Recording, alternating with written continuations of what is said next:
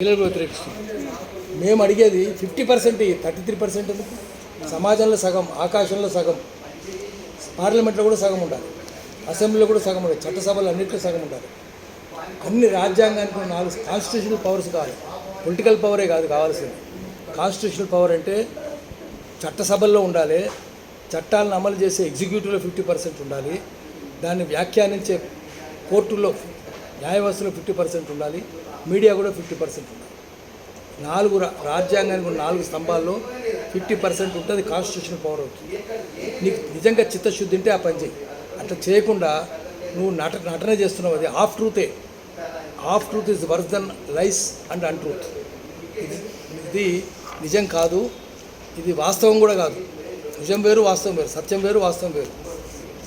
అందుకని సమాజం గ్రహించింది. మొత్తం మహిళా సమాజం కూడా నీకు వ్యతిరేకంగా అవుతుంది. నీకు నిజంగా మహిళల మీద చిత్తశుద్ధి ఉంటే ఫస్ట్ మహిళా సాధికారత చేయాలంటే విద్య ద్వారా చేయాలి. మొట్టమొదటి పెట్టు విద్య, ఎడ్యుకేషన్ ఎంపవర్మెంట్ రావాలి. ఎడ్యుకేషన్ ఎంపవర్మెంట్ వస్తే ఉద్యోగం వస్తుంది, అప్పుడు ఎకనామిక్ ఎంపవర్మెంట్ వస్తుంది.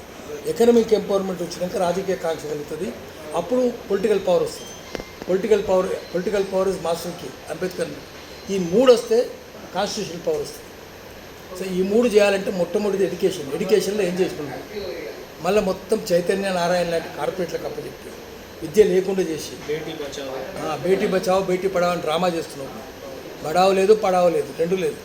అందుకని నువ్వు డ్రామా చేస్తున్నావు కాబట్టి ప్రభుత్వాన్ని జనం నమ్ముతలేరు, చీచీ తూతూ అంటున్నారు. మీకు తగిన గుణపాఠం మహిళలందరూ చేస్తారు. మహిళలకు తోడు అందరం ఉంటాం. ఉండి మా బిడ్డల్ని మేము కాపాడుకుంటాం. మా బిడ్డలు అయినట్టే కదా, రేపు ఇప్పుడు మా చెల్లెళ్ళు అక్కలు అవుతారు, రేపు మా బిడ్డలు అవుతారు వచ్చేతరం. కాబట్టి వాళ్ళకు ఉండాలి. అది ఉండడానికి మేము అందరం మేమెంతో మాకంటే 50% రిజర్వేషన్ అది కాన్సెప్ట్ మీద అదేనండి. ఆకాశంలో సగం, పార్లమెంట్లో సగం. చెప్పిన దాంట్లో వ్యతిరేకిస్తున్నారు. ఫోటో తీసుకుంటా నిల్చోమ్మా.